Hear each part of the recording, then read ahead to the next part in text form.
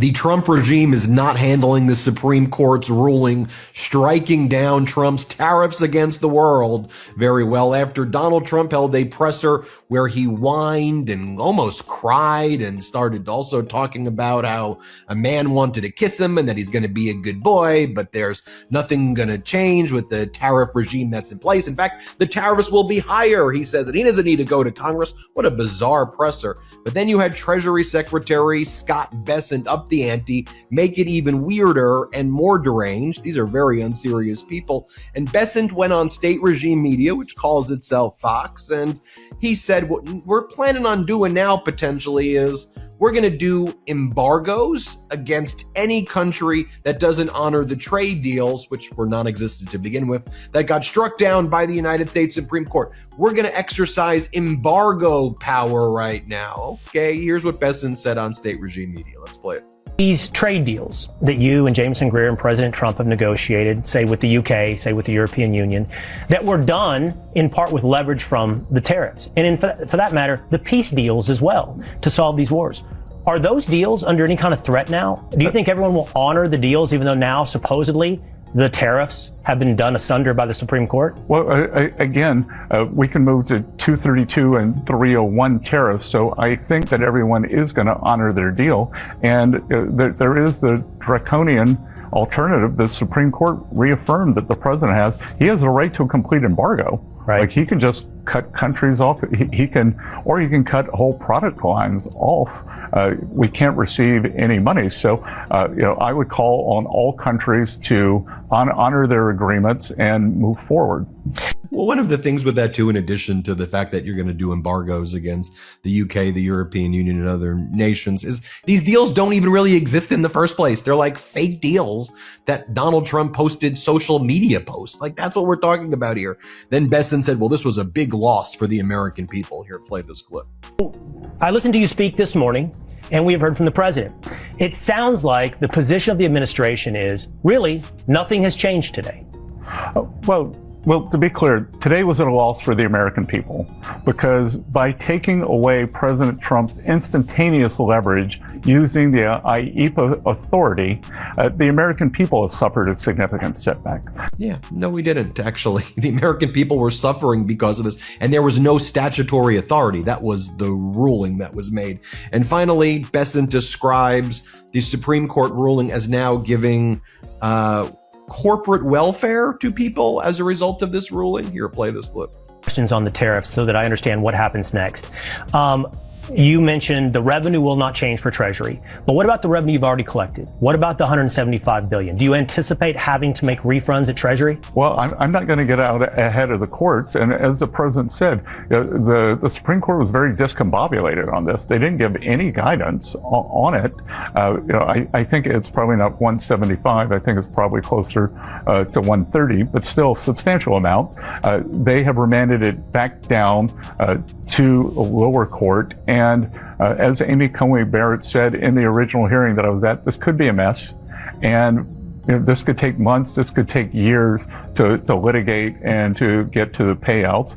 Oh, so you're going to litigate it and you're just not going to refund it? It was actually pretty clear what the ruling said. I want to call in Professor Justin Wolfers, economist over at the University of Michigan.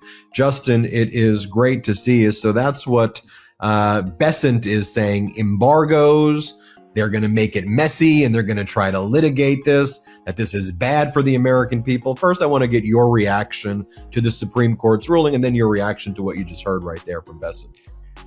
Yeah, actually, I think, Ben, I think it's great that we have a chance to chat because there's a set of legal issues and there's a set of economics issues. So I'll stay out of the law and you'll stay out of the economics. How's that, mate?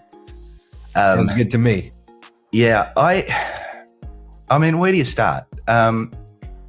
Okay, so the thing is, watching those Fox clips knocked me off course because when lying liars lie, that's all you can think about. So let me just go back to what actually happened today. The United States is not a monarchy. We were not set up to be a monarchy. The Constitution explicitly granted the power over taxes, and tariffs are a tax to the Congress. The Congress never gave that to the president. The president just tried to take it. The Supreme Court today reminded him that, in fact, we have a people's house. Amazing. That really changes, I think, how you understand this. The president is screaming and yelling, oh, I can't do this. The court made a bad decision, blah, blah, blah. No, the only thing the Supreme Court said today, tariffs are not unconstitutional, just you have to go through Congress. So if the president has a good case to make, all he's got to do is convince a Republican Congress. That's it.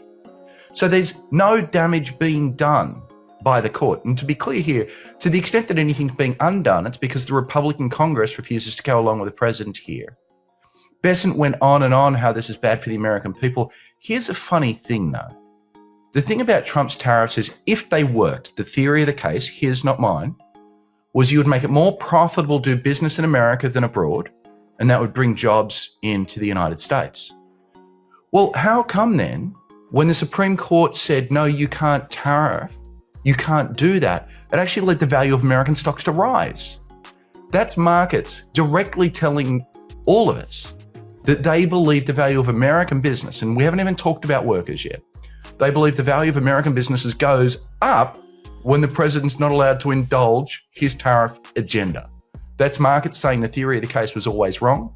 That's markets celebrating, saying this is good for America that the president no longer has this unilateral power.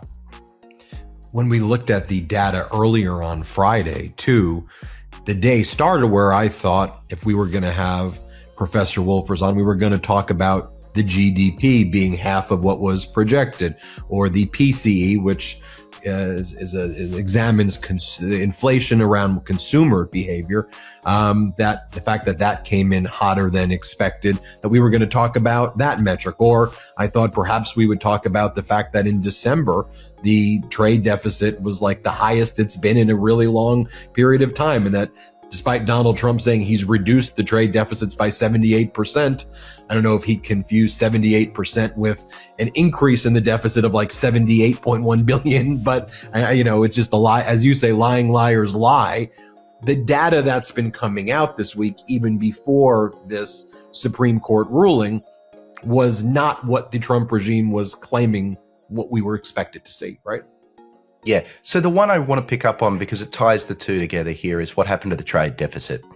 Look, there's a deep question. Should we care about the trade deficit? Let's put that aside. And Ben, if you want to go deeper, let's go deeper. I love going deeper. But that's what the president cares about. I don't actually care about it. But he wants tariffs because he wants to reduce the trade deficit. So we just got the trade deficit for 2025, and it is almost identical. I think it's 0.02% different from 2024. So we had this great trade war. We had a trade war. And the one thing it was meant to fix, it did nothing about. Now, by the way, that might sound a little confusing to folks, but actually that bookcase behind me that's full of economics textbooks, every one of them will tell you, if you want to reduce the trade deficit, tariffs aren't the way to do it. I could have, and in fact did tell you before the fact that this wasn't going to work. So the one thing the president was aiming for, it's clear that it failed. We all knew it would fail. So it was a bad policy aimed at something we shouldn't care about, and it didn't work. What was interesting when we heard Besant, when he was confronted with the potential number of refunds, 175 billion, notice that this is the one time he actually wanted to make the number less and not more. They've all been saying, and I've been saying, that this is one of the biggest